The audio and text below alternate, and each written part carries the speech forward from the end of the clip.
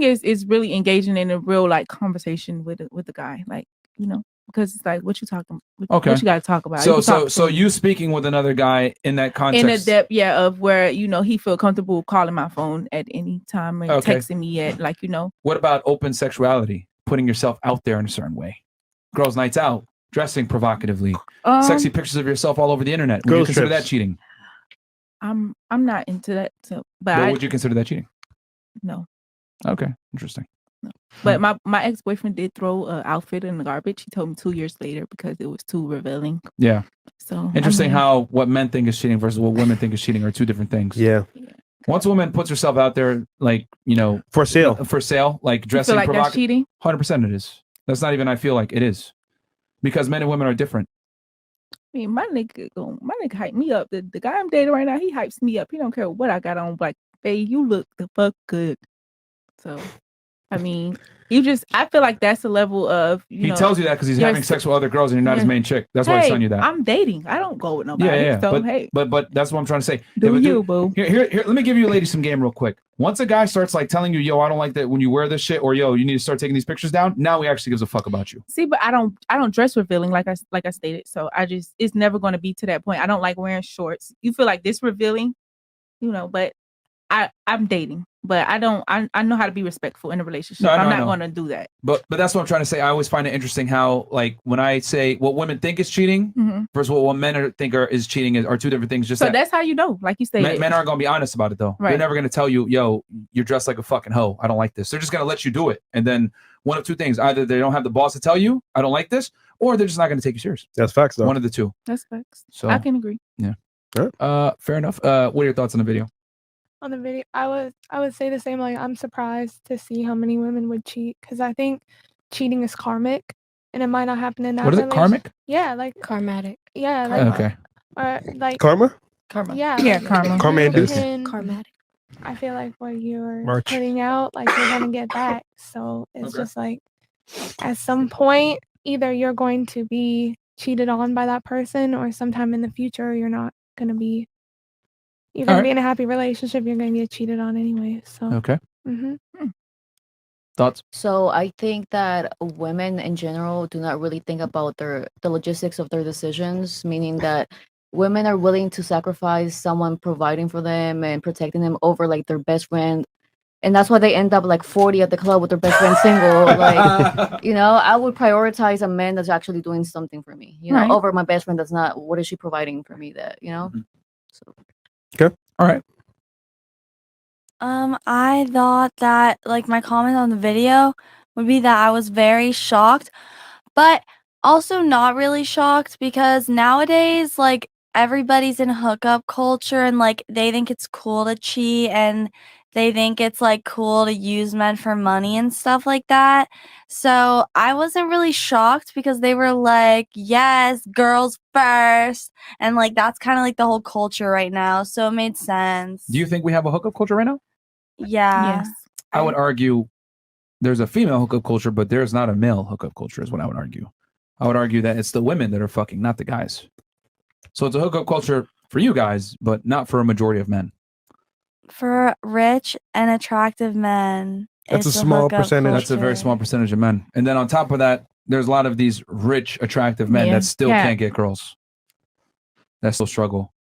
I mean, think about it. Has anyone here ever had a sugar daddy? Okay. Well, okay, they don't have to confirm or they deny won't admit it. They won't admit it. But the point is that, I mean, you probably know if you had one, or you maybe have a friend that had a sugar daddy or some guy that used to provide money. That guy didn't even fuck a lot of the times, did he? Never saw him. There you go. Bam.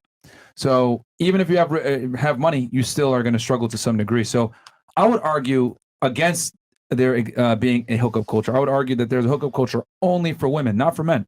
And shout out to Rolla. We had a discussion on this. In 2018, there was a study that came out that showed that that men were reporting lower levels of sex. And then on top of that, there was another study that came out, I think in 2020, that reported that 1 in 3 men is either celibate and or is a virgin between 18 and 30. So, I mean, even in your personal lives, look how many guys hit on y'all on a daily basis. You don't talk to all those guys. You curve most of them. So that alone tells you those guys aren't getting laid from even you, but you know they get curved all the time. So It happens. I mean, you could be like a great asset on paper as a guy, and a girl will still curve you. Yeah. Like that's just how it goes. You know what I'm saying? Like women curve you for any reason whatsoever. Like you can have all your shit together and still take it out. So, is there anything else you wanted to say? I don't know. You were talking about hookup culture and what else?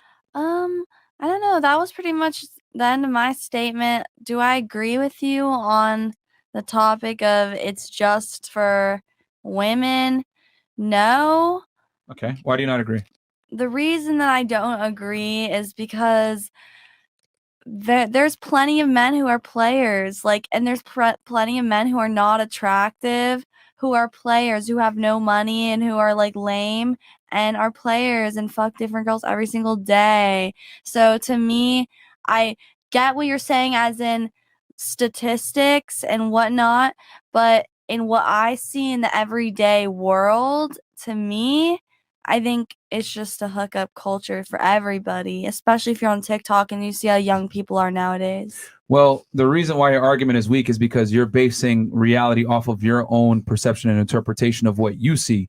The issue is that you got to go out of your own two shoes and observe what's really going on. So what you're talking about, guys that are having sex with multiple girls, social media influencers on TikTok or whatever, you got to understand that this is not accurate representation of men overall. So even though you may, because the thing is too, you're in the music industry, right? Yes. And you're an influencer, right? Yes. So you do realize that most guys don't even have a social media profile and or are not involved in music and or are not high earners, correct?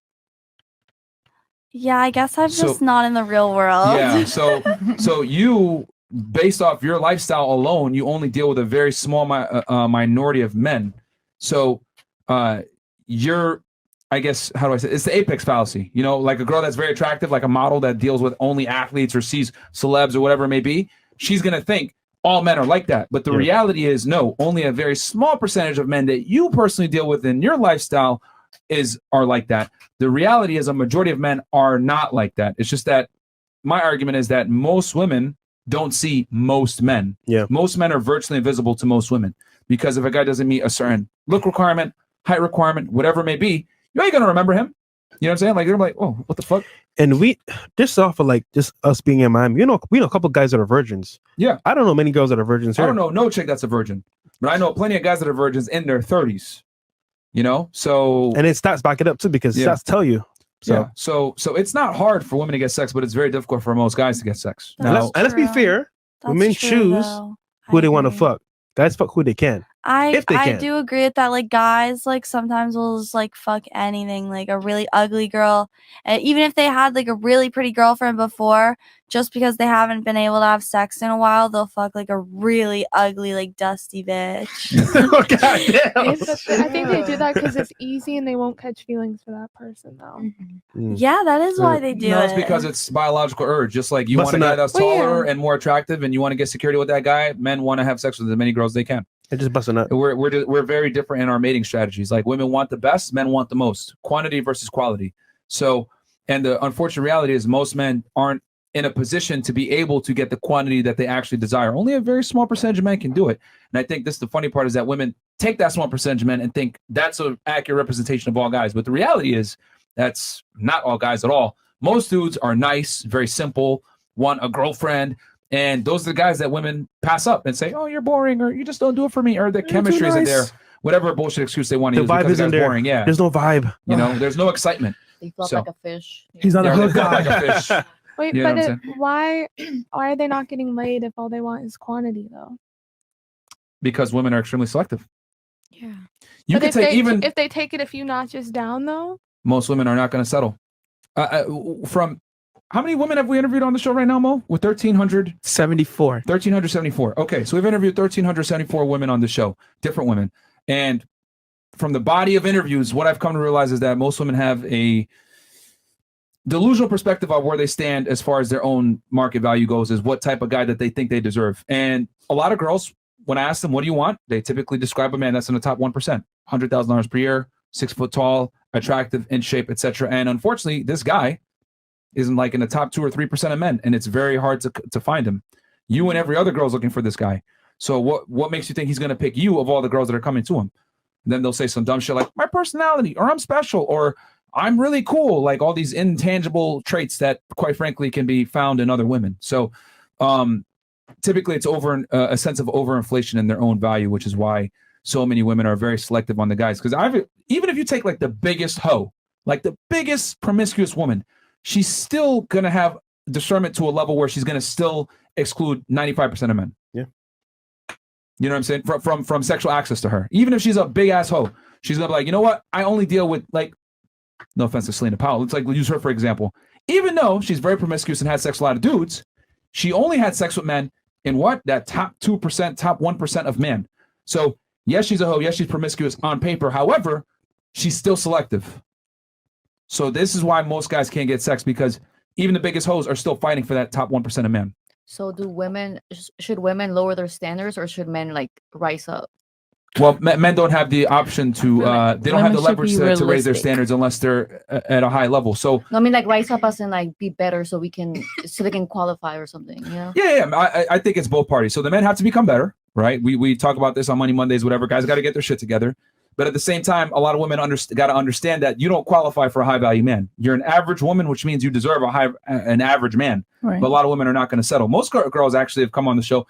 I'd rather die than than settle down with an average guy. I'll have a dog and cat and stay alone. Because the average man, if we put it on paper, 5'8", about 35,000 to 50K per year, in that range. Yeah, see, look at her face, right? So most women don't want a guy that's average. It's a two-way street. Yeah, for men and for women. Yeah, so it's both. Guys got to become better, and then women have to lower their standards. But let's be real here. But it ain't happening. Right. Are women going to settle? Probably not. Fuck no. They work too hard to get to where they are right now to settle. Yeah, So, feminism has basically made it where women will not concede and or settle on a man that's more average. And